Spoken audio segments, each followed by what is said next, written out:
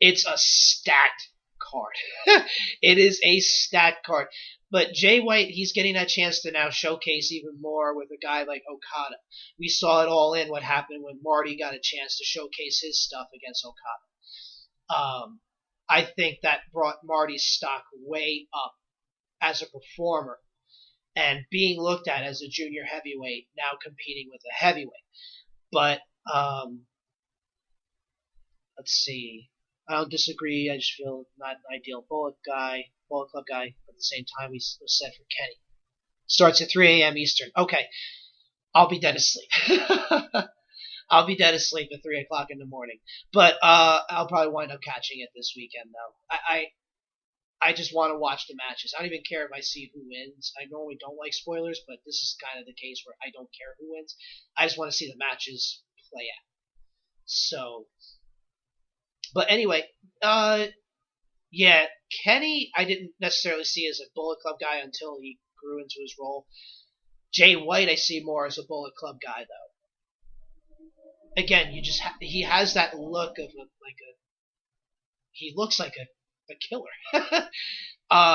His nickname is Switchblade, but he does have that. To me, I think he has that Bullet Club look. I think he does. But the people surrounding the Bullet Club now, they could use another semi-big name, I think. I don't even know who's in it anymore. This is literally becoming like the NWO, back during the Attitude Era. You had the Black and White, the original Black and White, where pretty much the entire roster was a member of the NWO. Then once, you started to have the divide with the leaders, and you had the Wolfpack, and then eventually Black and Silver, and, that got watered down to the point where nobody gave a shit. Right now, we're about to reach that point where nobody cares. But I feel that Jay White, perfect leader for the Bullet Club, wrong time. So, but who knows what'll come of White's career post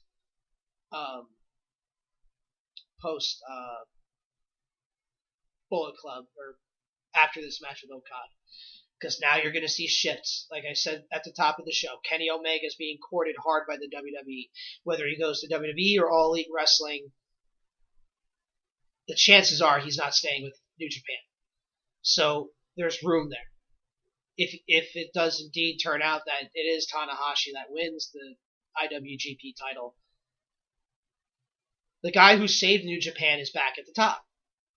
I mean, the Bullet Club helped, but Tanahashi as a main event performer helped save New Japan Pro Wrestling. So now, do you have Tanahashi versus Okada again? Do you have Tanahashi versus Jay White? Which would be awesome. It just, there's so many different possibilities. But now, again, everyone's going to be adjusting. They're going to be shifting. They're going to be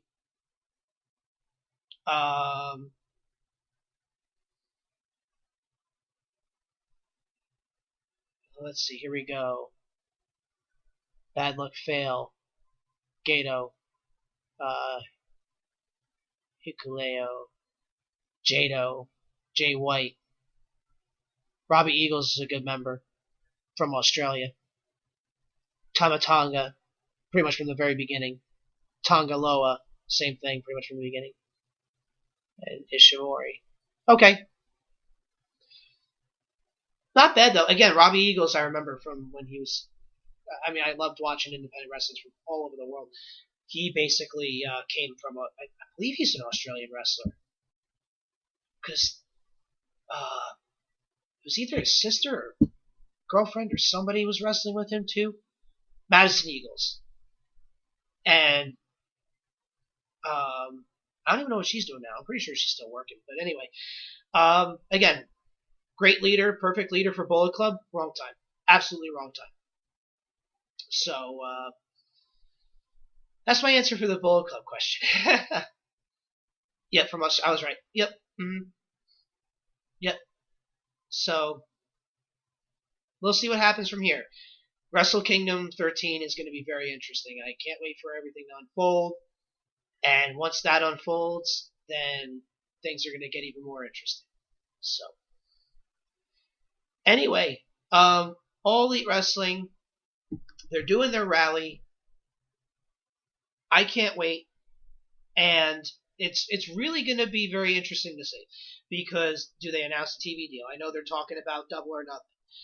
Do they release a TV deal? Do they release anything else in regards to roster? Because like I said, they already signed Britt Baker, the first signing outside of the Elite in the company. At least that's been made public knowledge. The other interesting things here, and I'm going to pull these up again. I always try to read some of these articles with you live. Let's see if I can find it. Let's see. And even things like AJ Styles could be going to All Elite Wrestling, like the clickbait articles. That's been thrown around there. Goldberg being thrown out there. Goldberg being thrown out there for All Elite Wrestling. What happens with Chris Jericho? That's another name that's been thrown around since everything's been speculation. Jim Ross is being thrown out there. Supposedly, again, another clickbait, Jericho having in-depth discussions with All Elite Wrestling. Here, let's see. There was an article about a day ago. Wrestle Talk. Let's see. Several names are already under contract. Cody, the Bucks, Brandy, Kazarian, Daniels, and Scorpio Sky are other members that are signed as well. Again, they're also kind of part of the Elite too. You know what I mean? So, no surprises. And in a way, no surprise Britt Baker signed either. She was an all-in talent. And she is an actual practicing dentist. So the fact that she actually is leaving her practice or doing what she does to wrestle is, good for her. But she has that backup as a dentist. So that's good for her. Here's an interesting one. The contracts offered by All Elite Wrestling are multi-year deals. Let's see. Yeah, multi-year deals, which is good. Again, I said at the top, $100 million is supposedly their starting budget for All Elite Wrestling. So they can afford to make multi-year deals for a lot of these talents.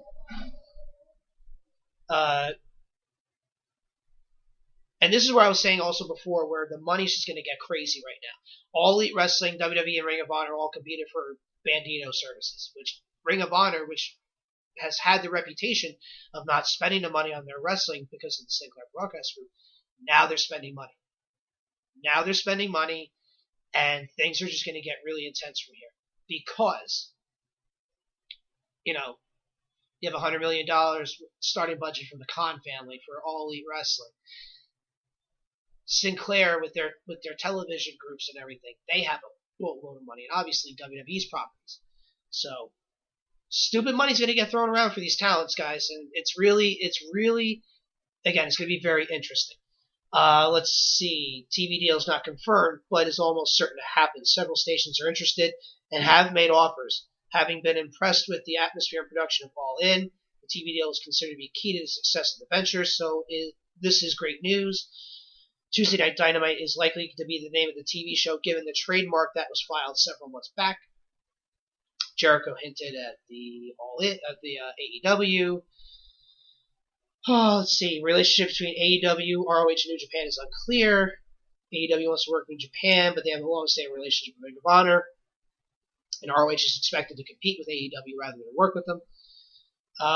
There is no time frame of when the promotion will launch, but more information has been promised on January 8th at the Double or Nothing rally at the home of the Jaguars.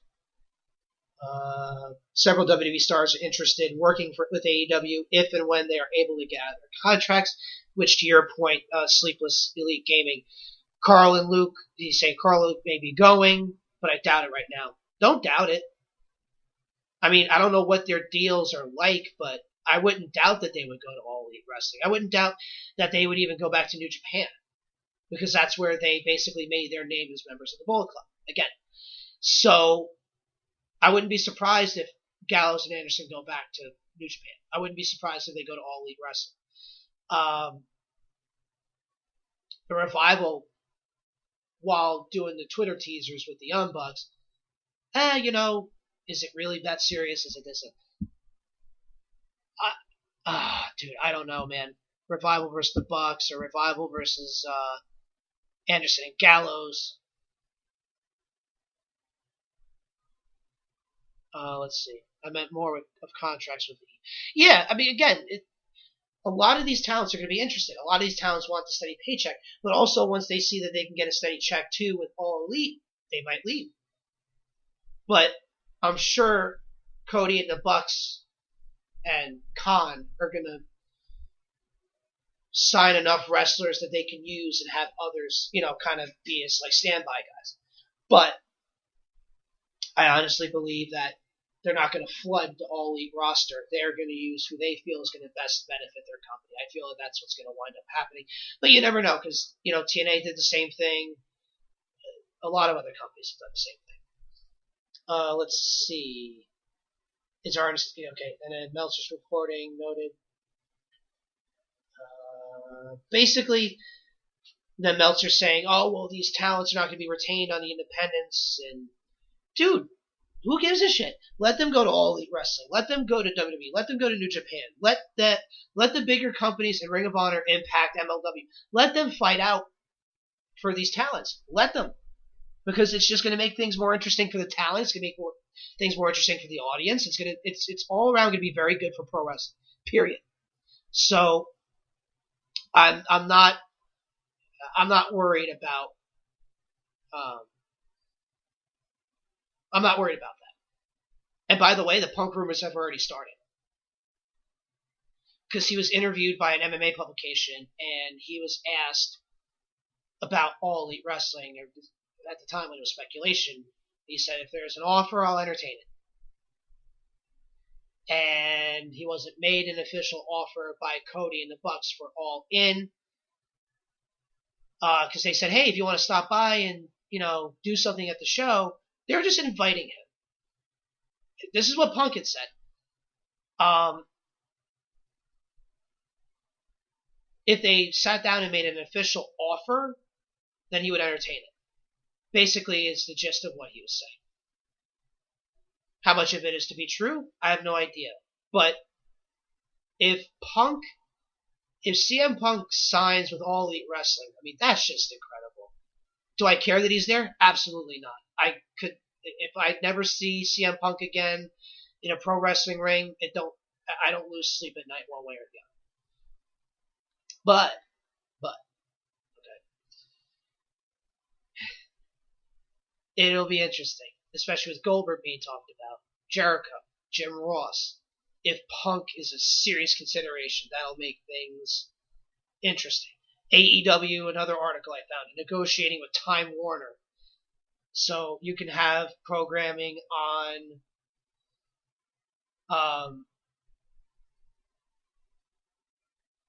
yeah, it's crazy.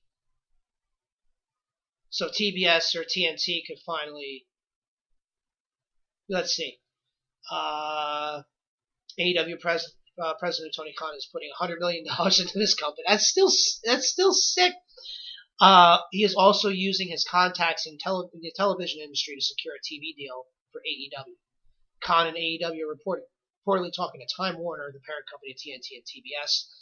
Neither network has had wrestling program on their station since the death of the WCW. TNT recently signed a deal with One Championship. One Championship is another mixed martial arts company, which is good. Again, competition. You need variety, not the UFC and the garbage that they've been putting on lately, the bullshit that they've been doing too, especially the John Jones nonsense. It was previously reported that AEW are in talks with multiple networks, but no TV deal is official. So,